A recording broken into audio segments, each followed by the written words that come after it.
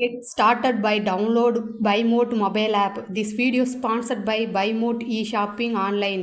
BuyMote e-shopping application is one of the online shopping app new available on Play Store and App Store. BuyMote e-shopping link in description. Check it now.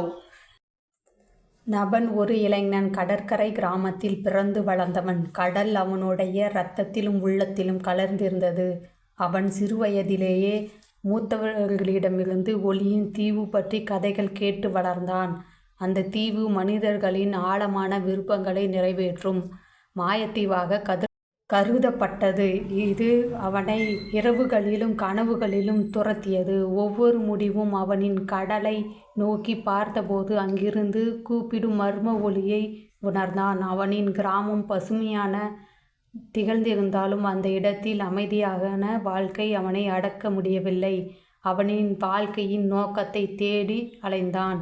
கடல் மேல் தோற்றம் கொள்ளும் அந்த ஒளியை அடைந்தால் வாழ்க்கையின் அர்த்தம் புரியும் என்று அவன் நம்பினான். இருப்பினும் மூத்தவர்களின் எச்சரிக்கை செய்தனர். அந்த தீவு சிலருக்கு மட்டுமே காப்பளிக்கிறது.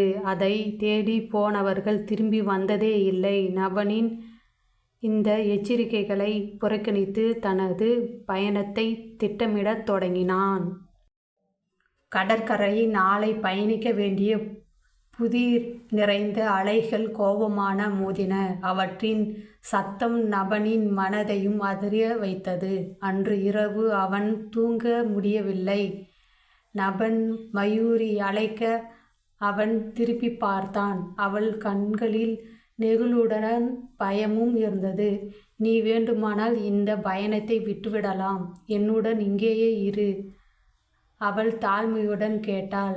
மயூரி, நான் போகாமல் இருக்க முடியாது. அவன் பதில் தந்தான். மயூரியின் கைகளை பிடித்தபடி அவன் தொடர்ந்தான். நீயும் எனக்கு முக்கியமானவள். ஆனால் எனது கனவுகளையும் நோக்கத்தையும் மறுக்க முடியாது. நானும் திரும்பி வருவேன். அவள் மூடிய கண்களின் மெல்ல அவளுடைய முகத்தில் இழித்தது.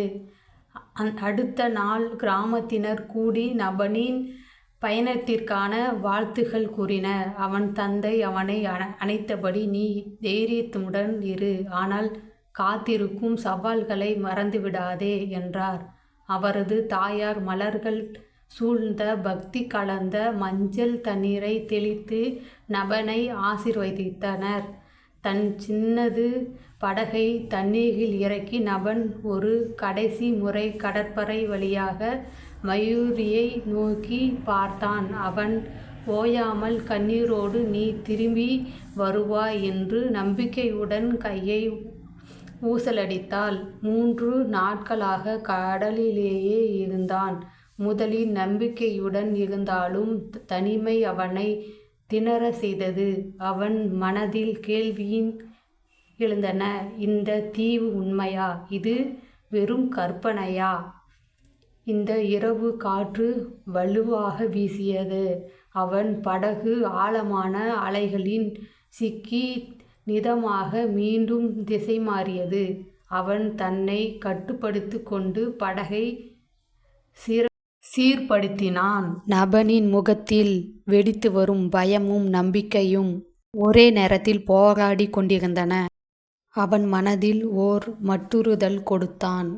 எது மாயம் என்றாலும் சரி, நான் இந்த பயணத்தை நிறைவேற்றியே ஆக வேண்டும் என்று உறுதியளித்தான். கடல் ஒவ்வொரு நாளும் சுவாரஸ்யமான முகத்தை நபனுக்கு காட்டியது. சில நேரங்களில் அது அமைதியாக இருந்தது.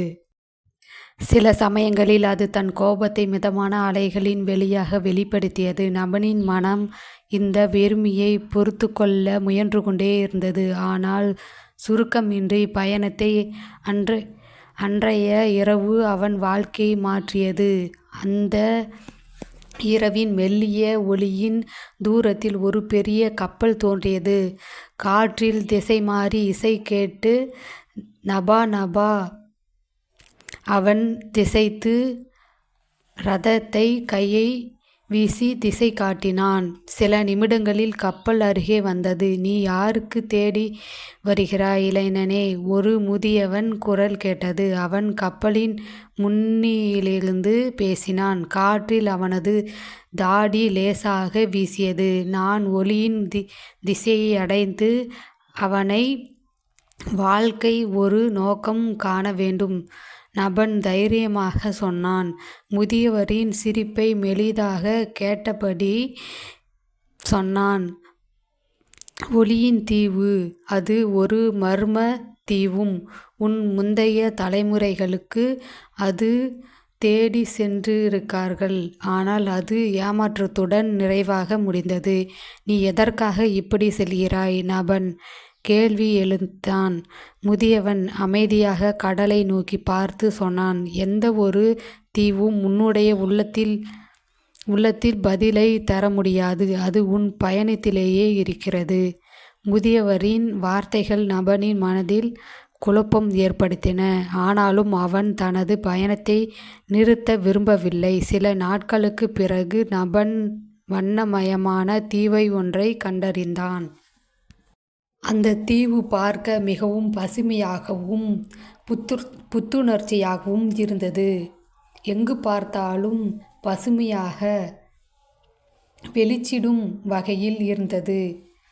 என் அருகில் ரியா அமர்ந்திருந்தாள். அவள் என்னை பார்த்து கேட்டாள், உனக்கு என்ன ஆர்வம் அங்கு செல்வதற்கு என்று கேட்டாள். நான் எனது சிறு வயதிலிருந்தே எனக்கு கனவு இருக்கிறது. இங்கு வந்து இந்த மாய ஒளித்தீவை பார்க்க வேண்டும் என்று நான் கூறினேன். அப்பொழுது சில அலைகள் எங்களை தூக்கி எறிய பார்த்தது. ஆனாலும் நாங்கள் ஏதோ தடுமாறி அந்த படகை ஓட்டத் தொடங்கினோம். அப்பொழுது அந்த முதியவர் சொன்னார், பார், அங்கு ஒரு வெளிச்சம் வருகிறது. படகை அங்கே செலுத்து என்றார். நானும் முதியவர் ரியாவும் 3 பேரும் அந்த தீவை நோக்கி படகை செலுத்தினோம். இறுதியாக நாங்கள் அந்த தீவுக்கு வந்தோம். அப்பொழுது எனக்கும் ரியாவுக்கும் சில பேச்சுகள் தொடங்கின. அப்பொழுது நாங்கள் நெருங்கிய நண்பர்களாக மாறினோம்.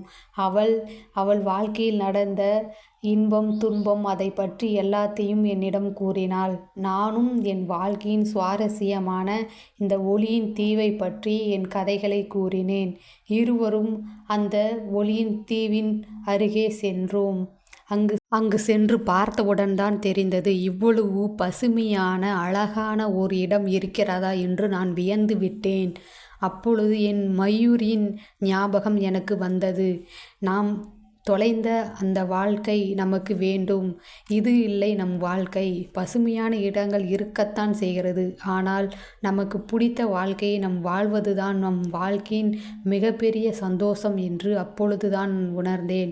எனக்காக அங்கே ஒருவள் காத்து கொண்டிருக்கிறாள். அவளை நாம் சென்று அவளோடு சேர்ந்து நம் வாழ்க்கையை தொடங்க வேண்டும் என்று நினைத்தேன்.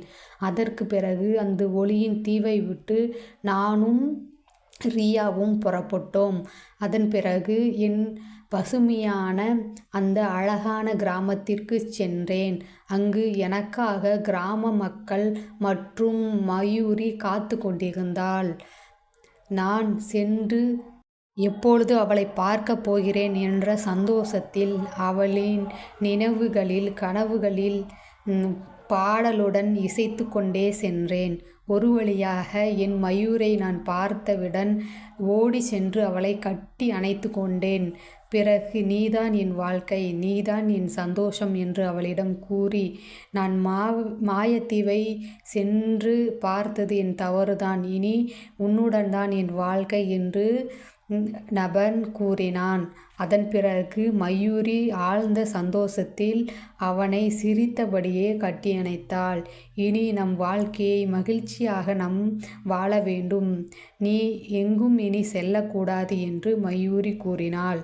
அதற்கு நபன், நான் இனி எங்கும் செல்ல மாட்டேன். உன்னுடன் என் அழகான வாழ்க்கையை நான் வாழப்போகிறேன். என் உயிர் தோழியான ரியா வந்திருக்கிறாள். அவளை பார் என்று கூறி இந்த கதையை முடித்தான். இந்த கதையின் அர்த்தம், இதில் நாம் என்ன கற்றுக்கொண்டோம்? நம் அருகிலே இருக்கும் உறவுகளை நாம் மதிக்காமல் நம்ம கனவுகளை நோக்கி செல்வதாக நாம் சென்று விடுகிறோம். ஆனால் நமக்காகவே வாழும் அந்த இதயத்தை நாம் பார்ப்பதில்லை. நமது சந்தோஷம் வேறெங்கோ இருக்கிறது என்று நாம் நினைத்து கொண்டு நம் அருகிலே இருக்கும் அந்த பொக்கிஷத்தை நாம் மறந்து விடுகிறோம்.